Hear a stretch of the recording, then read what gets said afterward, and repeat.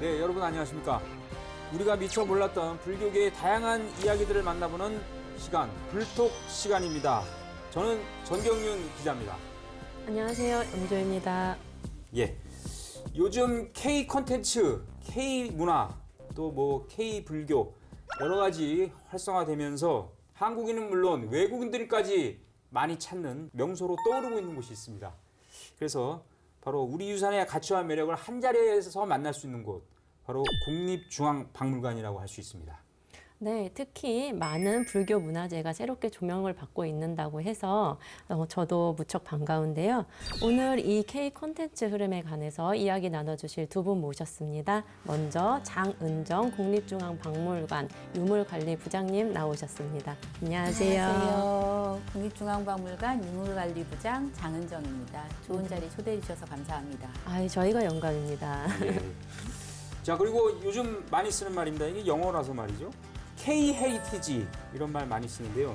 K-헤리티지의 흐름을 가장 잘 짚어주고 있는 분입니다. 그래서 요즘 아주 핫한 분이라고 할 수 있는데요. 자칭 김헌식 대중문화평론가님께서 나오고 있습니다. 안녕하십니까? 네, 안녕하십니까. 예. 요즘 뭐 강의를 많이 나가신다고 또 발표도 많이 하시고 글도 많이 쓰시고. 네, 불교 방송 덕분입니다. 예. 지난번에 나오고 나가지고 많은 분들이 방송을 보셨더라고요. 그래서 더 힘을 받고 있습니다. 예. 네. 저희가 한 역할은 크게 없는 걸로 알고 있는데. 네, 그렇죠. 네. 뭐 누리꾼들, 국민들이 예. 힘을 저한테 준 것 같습니다. 알겠습니다. 자, 최근에 여러분도 다 아시다시피 최근도 아닙니다. 뭐 벌써 몇 달이 이제 지났는데 전 세계적으로 흥행 열풍을 이끌고 있는 K-팝 데몬 헌터스라는 영화인데 여러분 뭐 다 아시겠죠? 여기에 나오는 음악들이 또 빌보드 차트에서 계속 1위 이렇게 석권하고 있습니다. 그렇기 때문에 이게 지금 전 세계적으로 우리가 K-문화, 한류 열풍이 불고 있다 이렇게 볼 수 있는데 김헌식 평론가님 이렇게까지 성공한 줄 알았습니까, 진짜? 몰랐죠. 몰랐습니까? 왜냐하면 저는 네. 그 공개 당일날도 보지 않고 있었어요. 보지 않고 있는 이유가 이제 그 배경이 있는데 그 전에도 K-팝에 관련돼서 다뤘던 작품들이 있었거든요. 예. 근데 별로 이렇게 신통치 않았거든요. 그래서 원래 이 작품은 2021년에 극장용으로 개봉하겠다라고 하면서 이제 알렸었는데 그 사이에 소식이 없었어요. 그래서 제대로 만들고 있는 건가? 아니면은 우리가 이제 흔히 영화나 이제 드라마가 예상보다 잘 안 나왔을 경우에는 홍보를 안 하고 덜 하죠. 예. 그래서 홍보 마케팅을 넷플릭스에서도 잘 하지 않는 거예요. 이게 원하던 대로 안 나왔구나. 그래서 안 보고 있었습니다. 근데 점심때쯤에 갑자기 전화에 불이 나기 시작을 한 거예요. 그래서 기자님께서 기자님 같은 분이 전화를 해가지고 지금 전 세계적으로 난리가 났다. 근데 다행히 K 드라마보다는 분량이 1시간 40분 정도 되니까 다른 드라마 요즘에 너무 분량이 많잖아요. 네. 그럼 제가 그 자리에서 보고 말씀드리겠습니다. 그래서 소위 말해서 요즘에 순삭한다고 그러죠. 순식간에 봤어요. 너무 재밌는 거예요. 심지어 울면서 봤어요. 와, 도대체 이런 애니메이션이 왜 이제 나왔나 라는 생각이 들 정도로 그래서 기다렸다가 안 본 게 너무 후회스러울 정도로 그 단언하건대 이거는 히트를 칠 수밖에 없다라고 제가 평소에는 큰 소리 안 치거든요. 예. 그때는 큰 소리 쳤어요. 근데 내심 약간 걱정이 되긴 했지만 역시 세계적으로 흥행을 하더라고요. 그런 점에서 좀 약간 제가 처음에는 입소문을 내는 데는 좀 기여를 했습니다. 네. 계속 이렇게 해가지고. 네. 그렇게 이렇게 열광을 하셨던 그 부분이 분명히 있을 것 같아요. 포인트가 성공한 이유 뭐라고 보십니까? 사실 이 작품은 재미있죠. 재미있고요. 특히나 그 단계별로 좀 약간 다릅니다. 이제 첫 번째는 K-팝 팬들이 먼저 이걸 본 거죠. 그러니까 너무 재밌으니까 입소문을 내기 시작한 거고. 두 번째는 소문을 들었어요. 근데 이게 퇴마하는 내용이야. 불교에서 퇴마하는 내용이 상당히 많잖아요. 퇴마를 좋아하는 일종의 오컬트 컨텐츠를 좋아하는 팬들이 붙은 거예요. 그리고 또 뮤지컬 애니메이션이래. 다시 또 뮤지컬 애니메이션에 관심 있는 사람들이 또 보고. 이렇게 계속 이제 점차 사람들이 운집을 하는 거고 그러다가 OST가 또 이 빌보드 차트나 오피셜 차트 때 인기를 끄니까 이 노래 어디서 나온 거야? 다시 또 그 애니메이션을 보러 가고 나중에는 이게 상호 영향을 이제 주고받으면서 이제 걷잡을 수 없이 화궁 효과를 보여줬다 이렇게 생각을 합니다. 그래서 말씀드린 대로 일단 K-팝 요소, 뮤지컬 애니메이션, 오컬트물, 또 애니메이션 자체를 좋아하거나 또 이 작품 자체가 굉장히 신나고 스피디하거든요. 이런 컨텐츠를 좋아하는 또 젊은 세대들이 같이 아울렀고 그 다음에는 이제 일반 분들, 가족분들 다 같이 보는 그런 상황이 된 것 같습니다. 예. 지금 캐대헌이라고 줄여서 얘기하는데 우린 다 줄여서 얘기해 너무 길기 때문에 맞아요. K-팝 데몬 헌터스 이제 이게 뜨면서 국립중앙박물관이 덩달아 뜨고 있다 이렇게 얘기를 많이 하고 있어요. 물론 이제 뭐 영향이 있겠죠. 근데 요즘 국립중앙박물관도 그러니까 외국인이나 내국인 포함해서 뭐 캐대헌도 있고 한국 문화에 관심이 갑자기 많아졌다. 궁금하다 이러면서 많이 찾는 분위기 맞다고 보십니까? 네, 맞습니다. 저희가 평균 한 월별로 한 30만 명 정도가 입장을 했었어요. 예년에 통계를 보면. 그리고 뭐 가장 성수기라고 하는 게 뭐 생각하실 수 있는 방학 때 1, 2월, 그다음에 7, 8월이 제일 많았고, 그다음에 이제 비수기가 있고 많아도 한 뭐 35만 월별 뭐 이 정도 수준이었습니다. 근데 올해는 1, 2월이 월 50만 명씩 관람객이 온 거예요. 그리고 4, 5월에도 뭐 45만 명? 그래서 저희가 연초부터 그리고 그 상승세가 계속 이어지고 있어서 이게 웬일이지? 뭐지? 이유가 뭐지? 라는 생각들을 저희도 계속 하고 뭐 분석도 하고 이러던 터였는데 캐대헌은 사실 전 몰랐거든요. 그리고 이제 7, 8월, 6, 7, 8월이 원래 성수기고 사람 많이 올 때니까 그냥 그 중에 하나인가 보다라고 생각했는데 저희 박물관의 그 열린 마당이라고 이제 그 넓은 마당이 저희가 10시에 개관인데 8시부터 와서 줄을 서고 거의가 정말 인산인해를 이루는 상황이 6월 달부터 시작이 된 거예요. 6월은 방학도 아닌데 그래서 이게 무슨 일이지? 라고 생각을 했는데 캐대헌이 있다라는 거죠. 22일 날 공개가 됐죠. 캐대헌이 뭐야 도대체. 그래서 저도 막 찾아봤더니 재밌더라고요. 재밌고, 예, 재밌었고, 그리고 이제 거기서 까치호랑이 배지가 이제 뭐 계속 중박의 굿즈가 같이 떴다 이런 얘기를 하셨는데 사실 그 배지가 캐대헌 때문에 나온 건 아니거든요. 저희가 작년에 그 이미 정기 공모전을 통해서 개발한 상품이었고 그리고 또 마침 저희가 올 5월에는 호랑이들을 모티브로 한 새로운 그 디지털 콘텐츠, 실감 콘텐츠를 오픈도 했었는데 그 여러 가지 입소문이 나면서 올해 7, 8월에는 월별 한 70만 명 정도씩 관람객들이 이제 방문을 해주셨습니다. 기쁘고 감사한 일인데 감사하고 부담스럽고 저희가 이제 준비가 안 된 상태에서 이제 많은 분들이 오시다 보니 이제 뭐 여러 가지 관람 환경이라던가 뭐 주차 문제 얘기 계속 나왔었는데 뭐 이런 여러 가지 어려움들이 있어서 그럼 사실 이제 서비스나 관람 환경 질이 떨어지잖아요. 그래서 그런 걱정도 좀 많이 하고 있습니다. 근데 캐대헌으로 인해서 사람들이 많이 오는 건 있을 수 있는데 작년에 국립중앙박물관이 세계 박물관 순위 8위를 차지했다고 제가 들었습니다. 올해 더 높은 순위를 기록하지 않을까 좀 예상을 해보는데 여러 유명 박물관들 사이에서 높은 순위를 이렇게 차지한 이유가 분명히 있을 것 같은데요. 캐대헌 빼고. 그러니까 사실 뭐 그 아트뉴스페이퍼라고 이제 영국의 이제 미술 전문지가 이제 매년 발표를 해요. 전 세계 박물관 관람객 순위. 근데 사실 캐대헌 때문에 최근 그게 이제 주목을 받아서 그렇지만 사실 대부분 모르고 계시는 부분들이 있습니다. 저희가 코로나가 이제 끝났다라고 한 2022년 그때 한 6, 7월부터 이제 거리두기가 완전 해지가 됐잖아요. 2022년에 저희 관람객 수가 아트뉴스페이퍼 추산해서 저희가 전 세계 5위였어요. 그러니까 코로나 이전에 비해서 코로나 이후에 관람객이 많아진 전 세계에 없는 사례였습니다. 그래서 그때부터 사실은 코로나라고 하는 시기를 겪으면서 박물관 관람객이 늘어났고요. 그리고 2023년에는 최초로 400만 이상을 넘으면서 뭐 그때는 6위, 작년에 8위 이렇게 된 상태인데 이게 관람객들이 사실은 절대적인 숫자만이 아니라 저희가 코로나라고 하는 시기를 거치면서 나름 박물관에서의 고민이 많았습니다. 그때만 해도 저희 언제 다시 이렇게 다 얼굴 보며 마주하는 세상이 올까 이런 걱정할 때였잖아요. 그래서 박물관이 그러면 존재할 수 있을까? 이런 고민들을 전 세계적으로 많이 하던 때였기 때문에 좀 새로운 시도들을 많이 했습니다. 지금 디지털 기술을 활용한 다양한 시간 콘텐츠 영상관, 그다음에 요즘 잘 유명해진 사회의 방 같은 어떤 몰입할 수 있는 전시, 그리고 뭐 새로운 기법들, 그리고 새로운 온라인 소통 이런 것들을 많이 고민을 했었고 또 중요하게 또 뭐 고 이건희 회장 그래서 기증하신 유물들에 대한 특별전이라던가 또 한국 문화만이 아니라 뭐 외국에서 주요 전시들을 전시하는 이런 특별전 같은 것들도 있어서 관람객들이 바뀌었어요. 그러니까 숫자만이 아니라 예전에는 이렇게 단체 관람객 위주였다면 젊은 세대들이 많이 오고 그다음에 개인 관람, 그다음에 가족 단위 관람객들이 많아지고 외국인들도 단체보다는 개별 여행객들 관람이 되게 많아진 상태라 그런 여러 가지 요소들을 보면서 아, 요즘 젊은 세대들이 그런 얘기 하더라고요. 이제 전통을 힙하게 느끼기 시작했다. 그래서 저희가 그 실감 영상관이라고 디지털 콘텐츠 전용관 이제 만들었을 때 그때 SNS에 올라온 걸 보면 전통은 낡고 오래된 것이라고 생각했는데 이렇게 아름다울 수 있다니 뭐 이런 얘기들이라던가 저는 국뽕이 차오른다 이런 얘기 그때 처음 들었어요. 이게 젊은 친구들의 언어인가 봐요. 그래서 약간 부정적인 뉘앙스로 이제 생각을 했었는데 그런 흐름들이 이제 쭉 이어지면서 지금 캐대원을 또 만나서 이렇게 완전히 좀 증폭이 된 게 아닌가 싶습니다.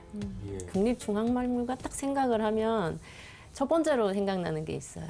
굿즈가 있는데 국립중앙박물관도 다양한 굿즈가 있다고 했는데 이걸 뮤지엄 굿즈라 해서 뮤즈다. 이름이 다르군요. 네, 네. 뮤즈다라고 부르던데 이 뮤즈가 캐대원 이전부터 한 몇 년 전부터 굉장히 인기가 많다고 저는 들었고 또 저도 소장을 하고 있고 이제 그런데 아마 캐대원 애니메이션 흥행으로 인기가 더 많아진 것 같아요.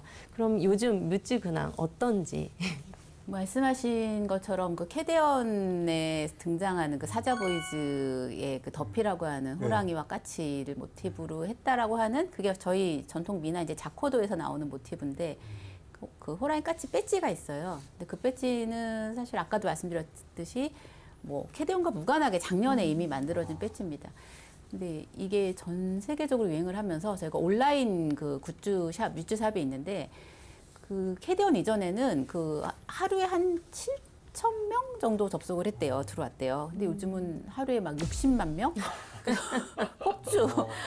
네, 그리고 뭐 상품은 거의 다 품절. 지금 제가 그렇지 않아도 어저께 그 까치호랑이 그 배지 언제쯤 살 수 있나 다 예약으로 걸려 있어서 보니까 2026년 1월부터 이제 상시 판매 가능합니다. 이렇게 이제 온라인 메시지가 올라와 있더라고요. 그래서 그런 것도 있지만 사실 저희 뭐 말씀하셨듯이 뭐 방가사유상 미니어처라든가 그리고 작년에는 또 완전히 그 품절 대란이었던 게 그 취객성 비전이라고 해서 맞아요.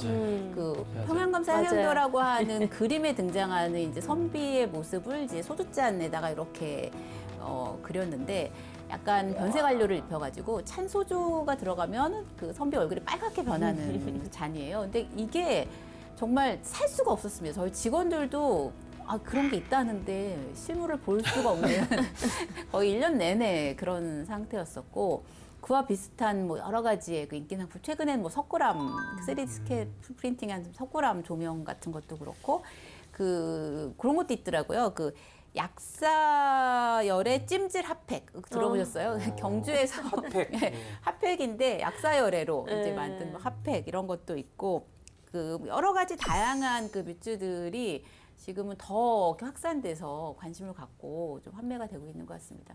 작년에 뮤즈 판매액이 한 200억 정도 매출을 했다고 하는데 올해 8월에 이미 뭐 그 넘어왔죠? 매출을 훌쩍 넘은 네. 상태입니다. 하여튼 평론가께서는 한국 사회의 이 시대적 흐름 이런 거를 예리하게 분석하시는 분으로 알려져 있습니까? 어쨌든 알려주십시오.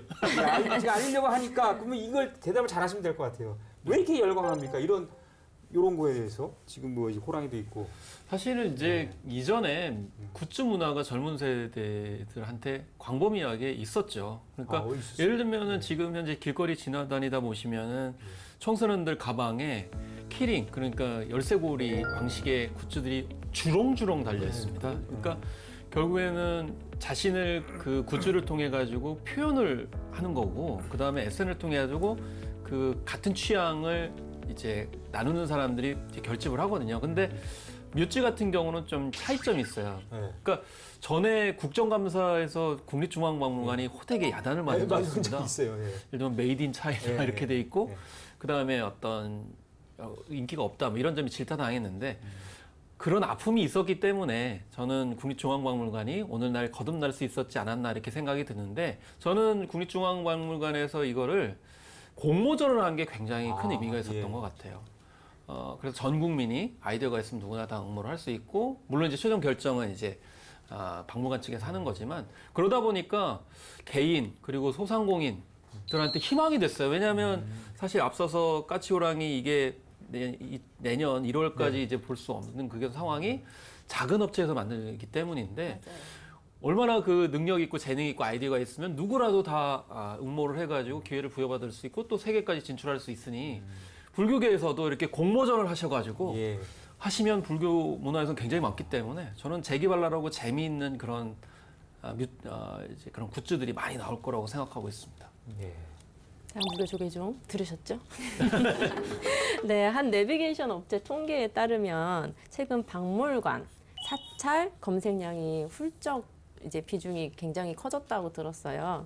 일상 속에서의 K 헤리티지, 우리 유산에 대한 관심이 늘고 있다는 그런 증거이기도 한데, 그 이유, 왜냐하면 예전에는 재미가 없어서 우리 유산이다 하면 그냥 과거의 물건이다 이렇게 생각을 했는데, 굳이 지금 와서 그거를 다시 재조명하고 다시 관심을 갖고 하는 게 조금은 왜 그럴까라는 궁금증이 생겨요. 그리고 또 앞으로 이런 흐름이 계속적으로 지속이 될까? 아니면 지금 현시적으로만 나오는 그런 현상일까라는 궁금증이 드는데 한 말씀 부탁드립니다. 저는 이제 이런 질문을 받을 때마다 하나의 사례로 태권도를 얘기합니다.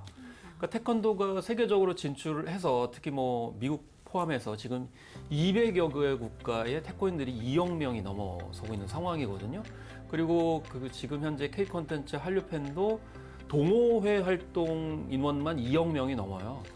그러니까 이제 저는 제2 국민이라고 그분들이 생각을 하는데, 예. 그 태권도인들이 굉장히 많아지게 되면서 그분들이 하나의 꿈을 갖게 되죠. 한국을 가고 싶다. 그리고 국기원이라고 하는 그 총보살산을 가고 싶다. 라고 해서 이제 국기원을 많이 가요. 근데 우리가 이제 생각해야 될 게, 그렇게 한국의 어떤 콘텐츠들을 이제 접하게 되는 분들은 반드시 한국을 올 수밖에 없는 상황이라는 걸 우리가 염두에 두고 우리는 이제 준비를 잘 하고 있어야 되는 거죠. 예. 과연 우리가 어떻게 준비하느냐에 따라 가지고 저는 실망을 주느냐 더 보람을 느끼냐에 따라 가지고 지속성 여부가 좀 판가름되지 않을까 이렇게 생각을 하고 있습니다. 예. 자, 국립중앙박물관에 가장 인기 있는 곳 하면 뭐 오랫동안 우리 부장님도 잘 아시겠습니다만 우리 사유의 방에 국보 78호와 83호 반가사유상, 금동 반가사유상 아니겠습니까? 이 온몸으로 사색하는 분들이 많이 있더라고요, 거기. 정말. 그래서 이 새로 따로 조성한 게 코로나 그 시절 그때 여러 가지 고민을 많이 하신 거잖아요. 잘하신 것 같아요, 제가 볼 때는. 그 사실 방가사유상은 지금 사유의방이 생기기 이전에도 우리 박물관의 역사상, 우리 문화재 역사상 대표 유물이 아니었던 적이 없어요. 예. 늘 항상 대표 유물이었고 한국을 대표하는 특히 미소로 유명했던 유물입니다. 그래서 용산에 저희가 박물관을 20년 전에 재개관하면서도 방가사유상만을 위한 단독 방을 만들었었어요, 그때도. 예. 근데 지금 두 78호, 83호라고 저희 이렇게 불렀었는데 두 방가사유상을 한 공간에 저희가 이제 교대로 전시를 했었습니다. 6개월씩. 예. 근데 박물관 많이 오시는 분들도 이 두 점이 있어? 잘 모르시는 분들도 많고, 맞아요. 그리고 이 두 상을 같이 전시하면 좋겠다는 생각들이 저희의 굉장히 오랜 꿈 같은 거였어요. 그런 상황에서 이제 코로나 기간에 저희가 좀 아까 그 평론가님도 말씀하셨지만 문화를 향유하는 방식이 조금 달라진 것 같아요. 그러니까 예전에는 예컨대 박물관도 가서 나는 그 유물 봐야지라고 한 되게 딱 목표 중심이었다면 이제는 되게 여러 가지를 종합적으로 경험하는 경험이 계속 이런 경험도 있고 저런 경험도 있고 이런 것들이 굉장히 중요하고 특히 그 공간의 경험이 중요하더라고요. 그래서 약간 소극장 크기만한 그 기존의 전시실 두 개를 이제 합쳐서 소극장 크기만한 공간을 만들고 이 공간에 이 두 방가사유상만 나란히 전시를 해보자. 그리고 쇼케이스 없이 예. 직접 대면할 수 있고 그리고 이제 바로 들어가서 이 두 방가사유상을 보는 게 아니라 뭔가 이렇게 경험의 여정이라고 할까요? 이렇게 입구에서부터 들어가서 또 전이하는 공간들, 또 들어가서도 방가사유상까지 가는 어떤 바닥의 미세한 기울기, 공간의 향기 이런 것들을 좀 종합적으로 저희가 그 건축가와 또 같이 협업을 해서 그 사유의 방을 이제 만들게 되었는데 그게 굉장히 사유라고 하는 어떤 그 저희가 아이디어를 꺼내는 거죠. 보다 우리나라 예술적으로나 역사적으로 중요한 유물이지만 보다 보편적으로 많은 사람들과 공감할 수 있는 그 가치가 뭘까라고 했을 때 사유. 그 시다르타 태자가 생로병사에서 고민하면서 출가를 결심하고 뭔가 깨달음을 얻는 그 과정에서 어떤 그 깨달음의 그 찰나의 미소 이런 것들과의 좀 어떤 연관성을 가지고 이 사유라고 하는 것으로 뭐 저희가 입구에도 두루 헤아리며 깊은 생각에 담기는 시간이라고 해서 오롯이 개인이 대면하는 그러니까 설명이 거의 없잖아요. 그러니까 이런 식의 새로운 좀 감상법, 새로운 어떤 유물과의 대면 이런 것들을 조금 생각하면서 기획을 했는데 많은 분들이 그렇게 호응을 하시고 좋아하시는 것 같습니다. 저도 두 불상을 한 자리에 이렇게 모셔놓은 게 그 이유가 굉장히 궁금했는데 네, 오늘 풀린 것 같고 그리고 저는 또 근데 이 두 불상이 특징이 있을 것 같아요. 서로 이렇게 계시기는 하지만 각각의 특색도 있을 것 같고 또 미세한 또 차이점도 있을 것 같은데 더불어서 설명 부탁드립니다. 그러니까 반가 사유상이니까 사실은 이 자세가 이 명칭에서 바로 이제 표현이 됩니다. 그러니까 오른발을 왼쪽 무릎에 얹고 그다음에 오른손가락으로 뺨에 대서 살짝 기울인 몸으로 이제 빙긋이 미소를 짓고 있는 이런 모습의 이제 조각을 반가 사유상이라고 부르죠. 그래서 사실 두 상은 기본적으로는 같은 어떤 철학을 담고 있고 같은 자세를 취하고 있지만 사실 또 다른 점이 많습니다.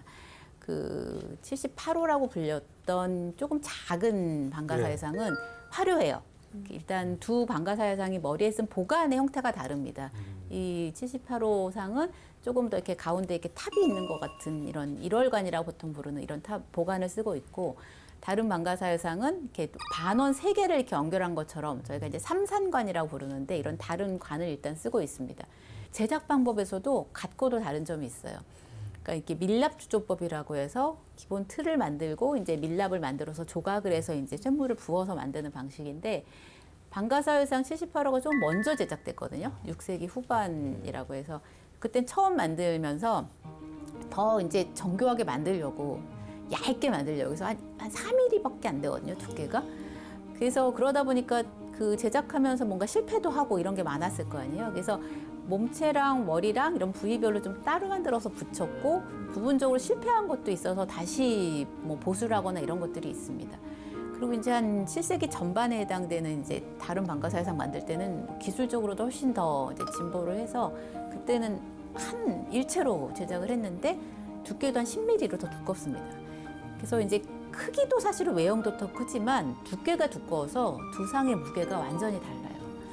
그래서 뭐 이런 여러 가지 부분들이 담겨 있는 좀 차이가 있습니다. 너무 디테일해요. 네. 진짜. 알 수 없는 정보들 저희 불톡입니다. 예. 근데 많은 분들이 인생 무상, 고뇌, 뭐 사색 이런 걸 좋아하지 않습니까? 그래서 열광하는 것 같아요. 이 사유의 방에 대해서. 그래서 저는 그렇게 생각해요. 아, 사유의 선배님을 제대로 이제 알아보는구나. 왜냐하면 우리가 로댕에 생각하는 사람을 예. 주로 떠올리잖아요. 근데 생각하는 사람은 1880년 예, 맞아요. 정도에 만들었잖아요. 그러면 앞서서 이제 부장님 말씀하셨듯이 6, 7세기에 만들었잖아요. 예. 그러면 1200년 전에 이미 사유를 하고 있는 선배님을 징크를 알아보지 못한. 그래서 외국인 또 와가지고 깜짝 놀라는 거죠. 그러나 이 불교 문화에 대해서 특히 서양인들 같은 굉장히 경외감을 갖고 있기 때문에 이런 점이 그다음에 아까 공간의 체험이 저는 굉장히 중요했다고 봅니다. 그리고 사실 개인적인 바람이지만 국립중앙박물관에 있는 모든 유물을 반가사유상처럼 이렇게 따로 이렇게 넓게 한다고 그러면 훨씬 더 그 문화유산에 대해서 의미와 가치를 생각하게 되고 그 여정을 따라가게 되면 훨씬 더 느끼는 감동이 굉장히 클 것 같고요. 그리고 저는 그 천장을 딱 바라봤을 때 그 느낌 너무 좋았거든요. 그러니까 이 앞에 보이는 어떤 공간 체험뿐만 아니고 하늘을 그렇게 표현할 수 있다는 거, 특히 테크놀로지를 활용을 해서 사실 국립중앙박물관이 Z세대에 많이 호응을 받았다고 했는데 그런 공간을 하나 만드는 데 있어도 이렇게 한 땀 한 땀 했다는 거는 매기관 감독이 뭐 치밀했다 이렇게 네. 얘기하는데 이미 국립중앙박물관 자체가 이미 아주 치밀해요. 그런 점들이 있었다는 거고 앞으로도 이런 공간 체험들을 많이 하게 되면 저는 국립중앙박물관이 매력을 계속 가질 수밖에 아, 그래요? 없다라는 생각이 들고 사실 원래 사찰의 매력도 그 공간에 있잖아요. 사찰을 바로 들어가가지고 가는 게 아니고 그 단계별로 느낌을 갖게 되면서 최종적으로 대웅궁전까지 가는 거 아니겠습니까? 이게 다 저는 우리 전통 문화가 이런 공간의 체험이 다 연결돼 있는 게 아닌가 이렇게 생각이 들었습니다. 우리 국립중앙박물관 하면 또 우리 부장님도 늘 강조하시는 게 디지털. 이 시대가 이제 바뀌었어요. 그래서 이 미디어 파사드라는 말 많이 쓰더라고요. 파사드. 먹는 건 아니죠. 그러니까 이게 하나의 외벽에다 이렇게 막 영상을 이렇게 보여주고 이러는 거죠. 맞습니다. 이 경천사지 10층 석탑. 이게 이제 한때 일본에 빼앗겼다가 가져온 그거죠. 맞습니다. 이게 굉장히 노출이 많이 돼, 그러니까 전시품이 엄청 많은데 특별히 노출이 많이 되는 유물로 알고 있어요. 미디어 파사드를 통해서 노출되는 건가요? 사실 경천사 10층 석탑은 박물관에 한 번이라도 오셨던 분은 안 볼래 안 볼 수가 안 볼 없는 수가 위치에 없죠. 있어요. 그렇죠. 들어오면 저희 바로. 역사의 가로의 정 끝쪽에 이렇게 서 있고 13.5m 정도 되는 이제 국보입니다. 고려 말의 이제 탑이고 진짜 탑이에요? 이런 질문들 많이 하시는데 이게 말씀하셨듯이 굉장히 순환의 역사가 많았죠. 그럼요. 일제에서 강제 반출됐다가 되돌아온 역사도 있고 또 야외에 이제 그래서 전시가 됐었는데 이게 우리나라의 다른 탑과 다르게 대리석이에요. 그래서 이 특히 풍화뿐만 아니라 이제 새들의 분비물 이런 것들 때문에 너무 이게 손상이 심하게 돼서 그거를 해체를 하고 10년간 보존 처리를 했습니다. 아, 그래요. 10년 동안 보존 처리를 하고 보존 처리 마치고 다시 야외에다 세우면 이거는 또 손상이 될 거다라고 해서 저희 이제 박물관 실내에 이 탑을 세우는 거로 결정이 나서 2005년에 이제 박물관 내부에 이제 탑이 세워진 케이스인데요.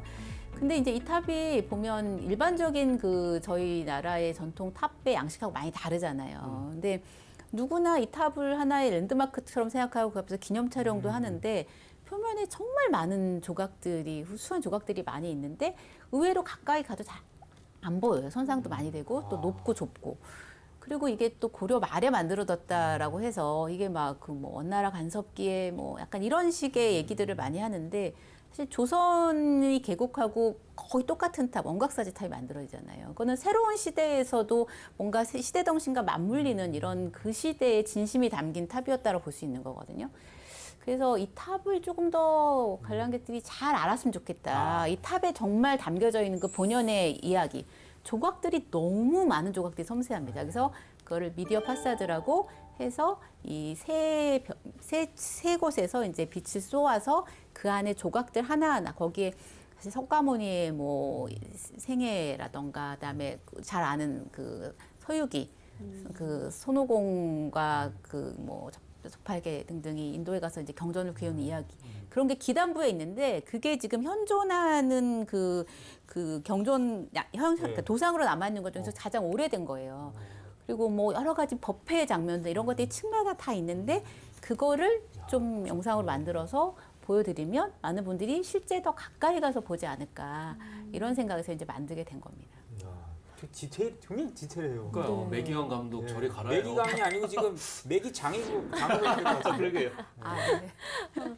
혹시 그런 빛을 쐈을 때의 손상 이런 건 없나요? 네, 저희가 손상도 이런 부분도 테스트를 해봤고요. 그러니까 그게 저희가 늘 항상 사용하는 게 아니라 저희가 수요일, 토요일에 야간 개장을 해요. 9시까지. 그래서 한 10여 분 정도 이렇게 상영을 하는 이런 거고요. 그냥 일반적인 이런 조명과 큰 차이가 없기 때문에 예, 큰 손상은 없습니다. 네. 굉장히 좋을 것 같은데 그럼 향후 추가적으로 불상이나 뭐 석탑이나 또 사찰과 관련된 설화를 바탕으로 한 미디어 파사드 아니면 또 다른 방식의 그런 그 형식으로 전시할 계획이 있으신가요?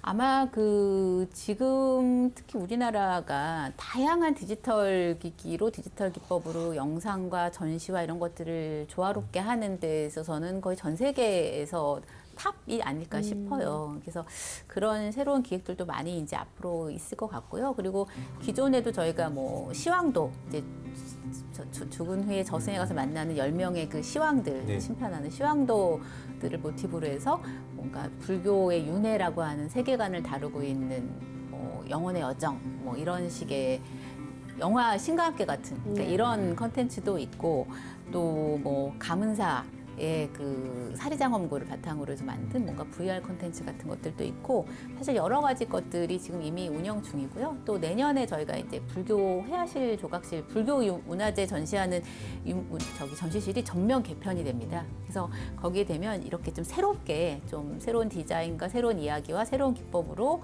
조금 풀어낸 불교의 이야기들도 아마 만나보실 수 있을 것 같습니다. 전통 유산을 디지털 기술로 풀어내는 흐름이 요새 들어 되게 많아지면서 대중들한테도 한층 더 가까이 다가간 것 같은데 평론가님이 보시기에 우리 사회가 문화유산을 소비하는 방식, 과거에 비해 어떻게 달라지고 있다고 느끼시나요? 사실 세종대왕 좀 말씀을 좀 여기서 언급드리고 싶은데요. 원래 이제 조선 초기에 워낙 그 성리학자들이 불교 탄압을 너무 많이 하니까 이제 조선 왕실에서는 이제 다 불교를 또 믿고 있는 그런 상황이었거든요. 그러니까 하도 이제 괴롭히고 못 살게 보니까 이제 세종대왕한테 와가지고 맨날 뭐 아우성해요. 그러니까 그 세종대왕이 그렇게 얘기하죠. 오래된 것은 다 뜻이 있는 것이다 이렇게 얘기를 하시거든요. 그래서 마찬가지로 지금 디지털 기술이다, 뭐 새로운 어떤 트렌드다 이런 얘기를 하지만 결국에는 젊은 세대들이 왜 이제 이런 문화예산에 이제 관심을 갖게 됐냐면 어렸을 때부터 하도 디지털 이런 파편화된 콘텐츠 하다 보니까 피로증에 시달렸어요 지금. 그래서 요즘에는 뭐 호르몬 작용을 가지고 이제 도파민이다, 뭐 세로토닌이다 이렇게 얘기하는데 도파민은 이제 끊임없이 뭔가 강박적으로 뭔가 성취하고 막 달려가게 만드는 거고 세로토닌은 뭔가 이제 안정화시키고 이제 불교식으로 하면 이제 명상을 통해 가지고 마음을 다잡게 만들어주는 거잖아요. 불교 문화유산을 포함해서 우리 전통 문화가 그런 역할들을 지금 하고 있다는 거고 다만 디지털로 아까 미디어 파사도 말씀하셨지만 테크놀로지의 장점은 뭐냐면 우리가 심지어는 실물로 자세히 볼 수 없는 것들을 굉장히 자세하게 디테일하게 실제와 같이 생생하게 구현해 줄 수 있다는 거고 그다음에 디지털 모바일로 언제든지 확인할 수 있다는 점 그리고 멀티모달이라고 그래가지고 다양한 뭐 시청각적인 촉감적인 것으로 느낄 수 있도록 만드는 거잖아요. 그래서 우리가 이 기본 정신을 이런 식으로 다양한 수단으로 활용을 해서 그 본래 정신을 좀 널리 공유할 수 있지 않나. 특히 젊은 세대는 그런 것들을 지금 갈구하고 있거든요. 그런 점에서 좀 바람직하다고 생각합니다. 우리 장은정 그 국립중앙박물관 유물관리부장은 이제 디테일에 아주 그러니까 악마십니다, 악마. 디테일 장. 디테일 장이고.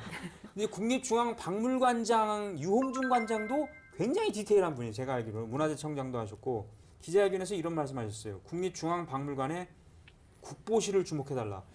그 얘기는 제가 볼 때는 이게 불교 문화재, 특히 백제 미술에 대해서 상당히 뭔가를 좀 보여주고 싶어 하시는 것 같은데 맞습니까?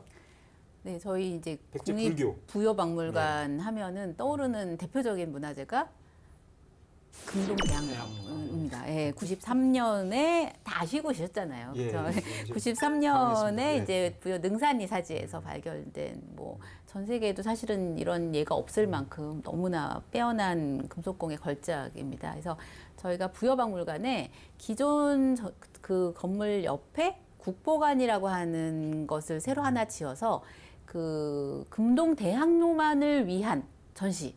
아까 그 평론가님 말씀하셨듯이 그 백제 금동대학로는 거기에 새겨져 있는 여러 가지 조각이며 이야기며 사실은 무궁무진하거든요. 대학로만으로도 정말 책을 뭐 몇백 권 낼 수 있을 정도의 이런 훌륭한 예술품이라 그 대학로만을 위한 전시관을 만들 겁니다. 그래서 그래서 오롯이 정말 마주하는 그러니까 이 두 가지 경험이 다 필요한 것 같아요. 그러니까 오롯이 맞이하는 요즘 너무 소비할 수 있는 컨텐츠가 많다 보니까 오히려 한 가지를 좀 깊이 몰입해서 보는 것들이 더 사람 좋아하는 거거든요. 깊이 파고 들어가는 하나만 거죠. 그냥? 네. 깊이 몰입하고 사유의 방처럼 이렇게도 하고 또 다른 공간에서는 뭔가 체험도 할 수 있고 뭔가 이야기도 찾아갈 수 있고 이런 식의 어떤 그 백제 금동대학로를 위한 지금 국보관이 준비 중이고요. 그 명칭도 지금 공모를 했기 때문에 네. 이제 12월에 오픈 예정인데 조만간 이제 공개가 될 예정입니다. 네, 그 유홍준 관장님께서 불교 문화유산도 재조명하겠다 이렇게 말씀하셨는데 앞으로 국립중앙박물관에서 유산을 되게 현대적으로 재해석도 하고 또 대중화하기 위해서 많은 방식을 도입할 거라 기대가 돼요. 혹시 말씀하신 부분 외에 또 조금 이렇게 생각하고 계신 부분이 있는지 소개 부탁드립니다.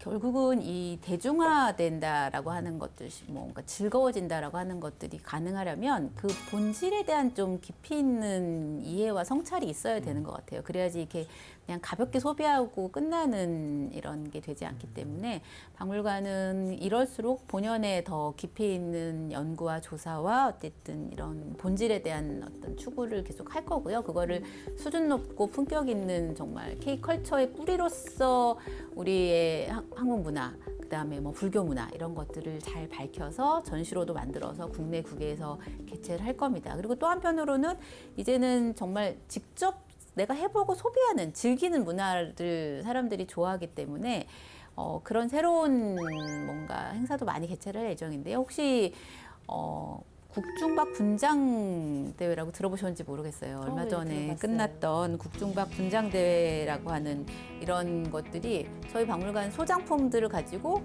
각자 어떻게 보면 코스프레를 하는 그런 되게 가볍게 시작한 거였는데 세상 사람이 여기 이렇게 진심이야? 라고 할 수 있게 정말 너무 훌륭한 빼어난 작품들을 많이 선보였습니다. 그러니까 그것을 만들어가는 과정에서의 즐거움들을 아는 것 같아요. 문화를 소비하는 방식들이. 그래서 뭔가 읽는 문화유산에서 경험하고 즐기고 할 수 있는 이런 문화유산의 어떤 장을 좀 많이 만들어야겠다 생각이 들고요. 관장님께서도 직접 그 시상식에 나가서 캐대원 사자보이즈 복장으로 나가서 이렇게 춤도 추시고 앞으로 매년 이런 자리를 만들겠습니다. 이렇게 좀 공표도 하셨습니다.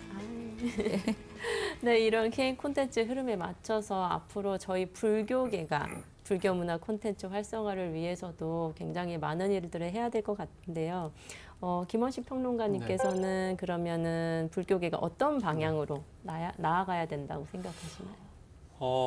앞서 이제 장은정 부장님께서 본질을 알아야만이 이제 쉽게 대중화할 수 있다 이렇게 말씀을 하셨잖아요. 사실 저도 불교에 대해서 좀 이렇게 눈길을 주게 된 게 불교 우화 때문이거든요. 그래서 불교 우화는 재밌지만 그건 본질을 알아야만이 그 불교 우화를 공유할 수 있는 거거든요. 그래서 저는 이렇게 불교 콘텐츠 많은데 이걸 이야기화하는 작업, 콘텐츠 하는 작업이 많이 필요한데 다만 우리 K 콘텐츠 지금 세계적으로 확장한 거는 결국 예를 들면 예전의 예술가처럼 나는 이런 예술 작품을 할 거야 라고 하면서 사람들을 강요하는 게 아니라 사람들이 관심 있는 것을 하는 거거든요. 캐대언 같은 경우도 그걸 좋아하는 K-팝 팬들 그리고 오컬트물을 좋아하는 또 사람들 뮤지컬 애니메이션 좋아하는 사람들이 관심을 가질 만한 걸 만들고 그 안에 뭔가 이제 본질적인 내용을 찾으려고 했던 거거든요.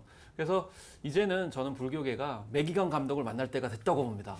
가서 퇴마와 이런 선한 어떤 영향력을 행사하는 좋은 세상을 만드는 데 있어서 불교 콘텐츠만한 것이 없다라고 하면서 이 편에는 스님을 주인공으로 활성화시키는 굉장히 그런 좋습니다. 것들을 좀 제안하고 이렇게 적극적으로 나가면 더 좋지 않을까 이렇게 생각합니다.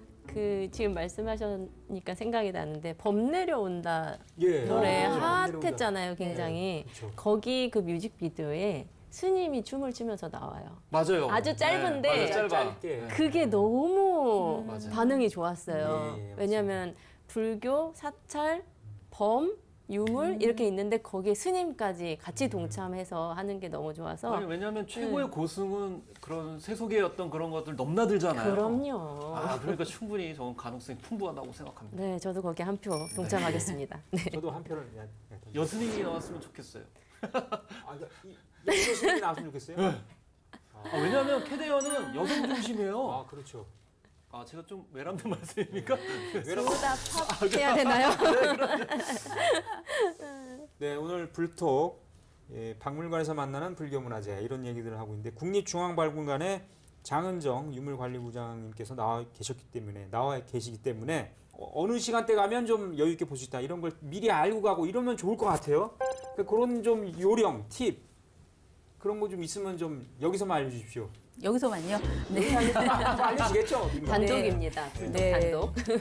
사실 저희 박물관이 넓기 때문에 오셔서 모든 걸 내가 다 마스터하겠어요. 이건 불가능하고요. 그래요? 좀 나만의 코스를 만들어서 한번 관람을 해보시면 어떨까 싶습니다. 그래서 전시실 안에도 실제 다양한 불교와 관련된 컨텐츠들도 실제 유물과 같이 전시하고 있는 것들도 많이 있고요. 뭐 괴불만 해도 저희가 있고, 그다음에 그 다양한 방식으로 또 박물관 유물을 관람할 수 있는 이런 것들을 제가 많이 시도를 하고 있어요. 그래서 방가사유상으로 제가 공간 오감이라고 하는 그 공간에는 그 시각장애인과 비장애인 모두 상관없이 다 같이 다감각으로 뭐 청각, 시각, 후각, 촉각 뭐 여러 거기다 디지털까지 다 해서 같이 한 90분짜리 관람을 할 수 있는 이런 식의 공간도 마련이 돼 있고요. 또 뭐 성덕대왕 신종의 범종의 소리를 시각적으로 만들어서 어떤 다감각으로 경험할 수 있는 이런 식의 전시 공간도 있고, 또 아까 평론가님 말씀하셨지만 저희 야외 정원에 이렇게 박물관 전문 들어오셔서 그 거울못 끼고 이제 오른쪽으로 쭉 가시면 약간 나트막한 돌담이 있어요. 있고 이렇게 네. 대나무 있는 이런 공간에 보면 그 불상이 이렇게 두 분이 불상이 서 있어요. 근데 그 석불입니다.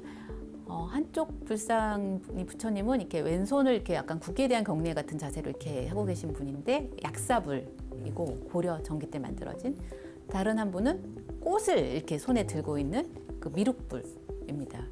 사실 뭔가 치유가 필요한 세상이고 힐링이 필요한 세상이잖아요. 이게 약간 약사불, 뭐 중생의 질병 고통을 구해준다라고 하는 이런 식의 약사불과 또 미래, 우리를 구원해줄 미래 부처 미륵불뿐만 아니라 그 공간 자체가 주는 어떤 힐링과 편안함이 너무 좋습니다. 그래서 정말 박물관 건물 안에 안 들어오셔도 되니까 그 야외를 거리르면서 또 거기서 만나는 여러 불상, 여러 가지 유물들도 마주하시고 쉬시고 또 그냥 그 공간을 만끽하시면서 이렇게 관람을 해보시면 한 번 오시기보다 여러 번 오래 머무시는 게 좋지 않을까 싶습니다. 알겠습니다. 그 각박한 이런 시기에 항상 서로 사색하고 또 소통하고 또 자기 내면과의 그런 울림을 느낄 수 있는 그런 국립중앙박물관이 아닌가 생각이 드는데요.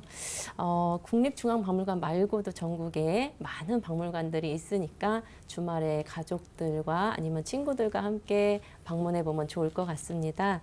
오늘 이야기 나누다 보니까 문화유산이 꼭 과거에만 머무는 게 아니라 지금 우리가 있는 이 삶 속에서 끊임없이 새롭게 태어나고 있지 않나 생각하게 되었습니다. 맞습니다. 그러니까 우리 K불교, 우리 문화재, 유산 이런 것들이 과거의 것이라서 그 전통은 계속 유지하되 오늘날 현대에서도 계속 이게 보존되고 영향을 미칠 수 있도록 대중하고 계속 호흡해야 된다, 이런 생각이 듭니다. 저는. 근데 유산이라는 거, 문화유산이라는 거는 그냥 눈에 보이는 게 문화유산이 아니라 그 눈에 보이는 유물에 깃든 정신을 잊지 않고 계속 이어가는 게 유산이 아닌가 생각이 듭니다.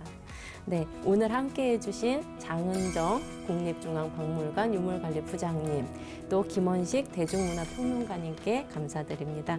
그럼 저희 불톡 다음번에 다시 찾아뵙도록 하겠습니다. 감사합니다.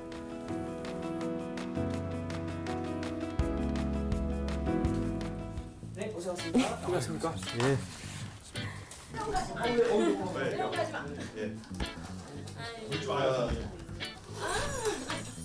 카메라가 돌고 있어요 지금. 카메라 돌고 있어? 예. 보세요 빨리. 웬 선물까지? 내가 뭐 상자도 안 했는데. 내가 불토한테 매번 올 때마다 마음의 선물을 받아가는